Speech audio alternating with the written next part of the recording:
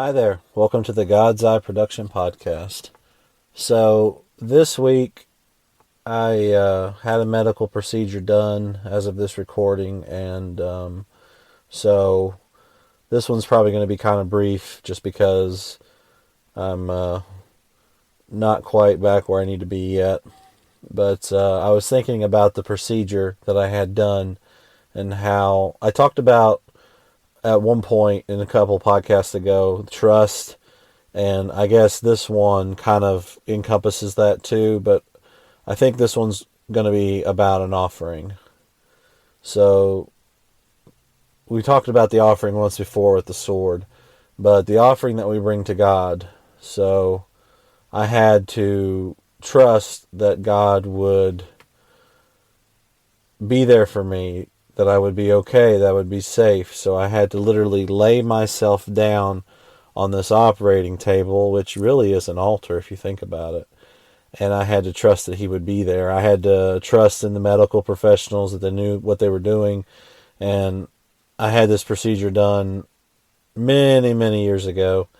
And all I remember as being a kid was that it hurt. And it seems like my imagination got the best of me. So things were trying to attack me. But I prayed and I reached out and I said, Lord, I need you to just be there in this procedure. I need you just to watch over me, help me. And when even though I was I wasn't completely under with the anesthesia. And when I got there and had to lay on that table, I could feel the presence of God in that room. So God can go to places where our loved ones can't if we trust him enough.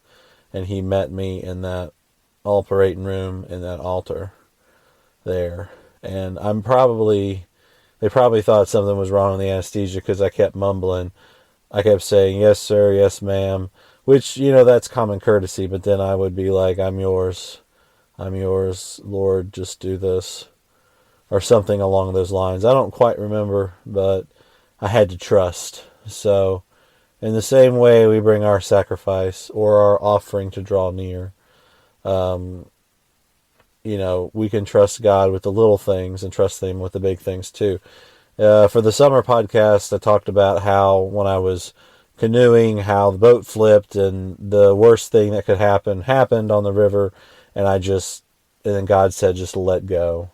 So this procedure has been the culmination of the entire advanced word for the year, let go. And so until you learn how to let go, you're going to have a lot of practice in letting go. So that's something that has been on my heart, been in my spirit, is just to let go. It's not the catchphrase of let go and let God. Just let go and trust. And then God will be there. And people think about why, when you pray, things happen. When I pray, things don't happen, blah, blah, blah.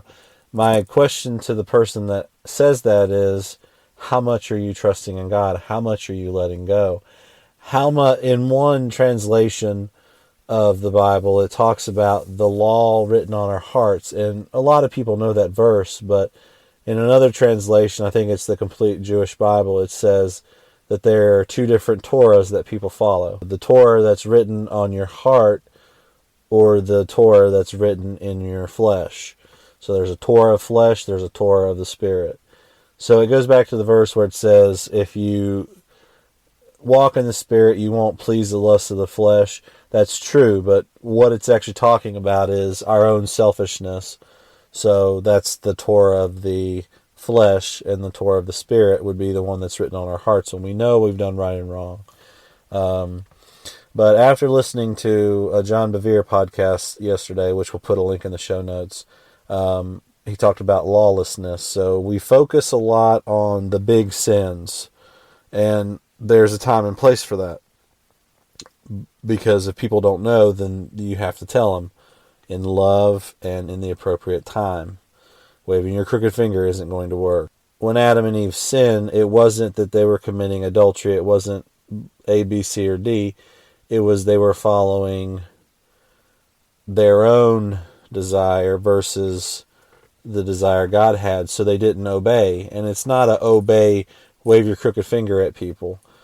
It's that there was lawlessness there, and the spirit of lawlessness, spirit of the Antichrist, is kind of, we talk about sin as missing the mark. I think we've said it before.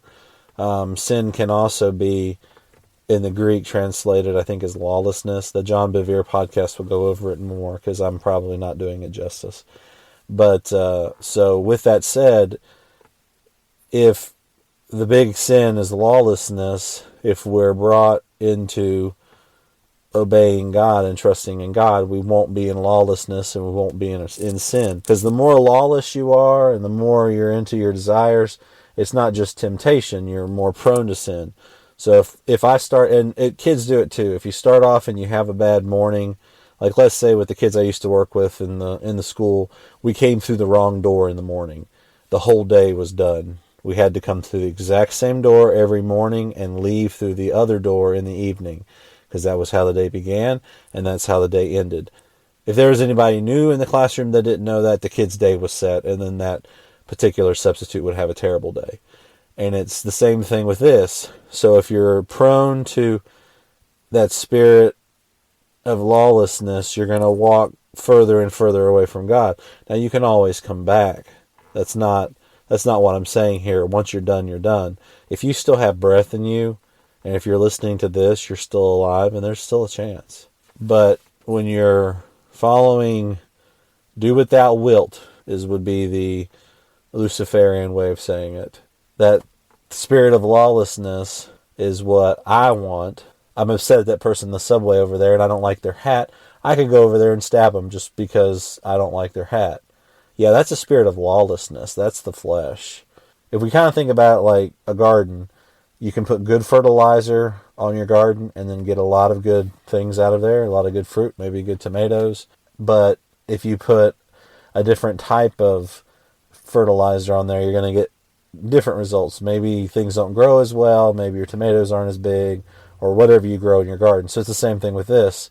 So are we putting a spirit of lawlessness and following our own selfish desires on our soil that God has given us? Or are we taking His fertilizer and putting it on there by obeying and trusting? There is a song called Trust and Obey, and we can put a link in the show notes. Trust and obey, because there's no other way just to trust and obey. And it really is that simple. We can have a deeper relationship with God. We can have an experience where when we're on an operating table, His presence is right there. Because in that moment, I was completely surrendered. You know, even the urologist came over and he's like, "Are you okay?" And I'm like, I'm just nervous. Your blood pressure gets too high. Sometimes they can't do these procedures, or any procedure, depending on what you're having done. So, but in that vulnerable moment, I trusted God. I needed to do the procedure, even though I didn't want to. I tried to get out of it anyway. But at the end of the day, it just reminded me of the Garden of Gethsemane, where if there's be any other way, Father, let this cup pass from me, but not my will be done, but your will be done. Because this is for my good. Or in the case of Jesus, this will be for the world's good. So, that's kind of the podcast this week, is just trust and obey and bring your offering to God. And also watch out for the morning. Am I in my flesh Torah, my law, my selfish desires, or am I in God? And if you've never accepted the free gift of salvation, Romans 10:9, confess with your mouth, believe in your heart, Jesus was crucified, and you're good. So confess and believe, then receive it. So that's kind of a very brief one this week. I wanted to get it out before it kind of slipped my mind, because sometimes with sin, when you get into it, like when you're a young believer, yeah, you see your temptations, you go back to them, etc., and sometimes you fall short. And I'm not saying that, I have clay feet like everybody else. I'm prone to temptation and I'm prone to fall into sin. But then there's also a point where and I think I may have talked about it before, there's also a point where what you're falling into isn't necessarily sin, it's just distracting you from things. So instead of praying, for instance, in the morning, maybe you read the Wall Street Journal on your phone or you watch the news. And it's not that these things are inherently bad. You're just choosing how to start your day. Again, which door are you coming through? That determines your whole day. I can choose to pray or I can choose to read the Wall Street Journal. There is no commandment that says thou shalt not read the Wall Street Journal. That's not what I'm saying. Sin is sin.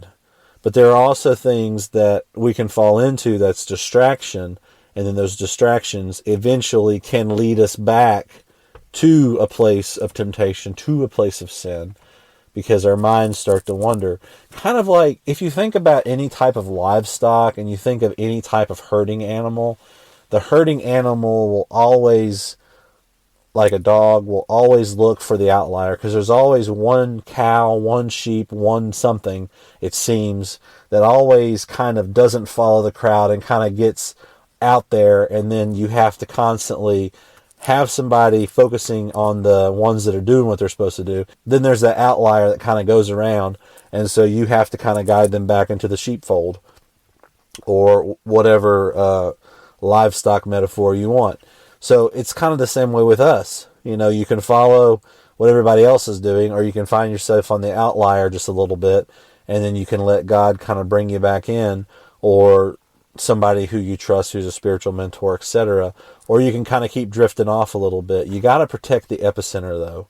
For believers, you got to protect those things that are yours. Daily prayer, daily union with God, union in communion is what John Eldridge calls it. You got to protect these things, because the moment, I know for me, after a day of not going to the mountain or not having a pause of some type to get back with God, I start to feel too much grounded. It's almost like I'm walking on the grass, and then there's these vines that come up and just kind of pull my feet down into the grass, and I'm stuck.